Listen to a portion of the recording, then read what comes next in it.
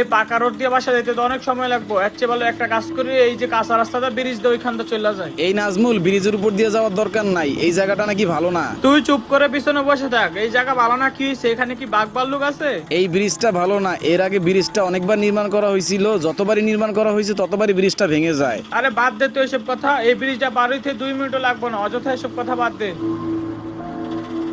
আরে সামনে এটা কি পরে আছে রাস্তায়? গাড়িটা থামাতো। দেখে তো মনে হইতাছে কেউ একজন শুয়ে রয়েছে। হ্যাঁ, তাই তো দেখতেছি। ও ভাই, কে আপনি? সাইড দেন, আমাদের একটু যেতে দেন। হরেন দিলাম, তারপরে লোকটা সরতেছে না, দাঁড়া দেখতেছি। আরে ভাই পাগল নাকি? ব্রিজের মাঝখানে কেউ এভাবে শুয়ে থাকে? না না না নাজমুল, এইটা তো মনে হচ্ছে কোনো একটা মানুষের মৃতদেহ। হ্যাঁ রাসেল, সেটাই তো দেখতেছি, কেউ একজন লোকটিকে মেরে এখানে রেখে চলে গেছে। কি একটা বিশ্রী বাজে গন্ধ আসতেছে এই লাশটা থেকে, কিন্তু এই লোকটাকে কে এমন নির্মম ভাবে হত্যা করলো? নাজমুল, এই লাশটাকে একটু ভালো করে লক্ষ্য করে দেখ, এই লাশটা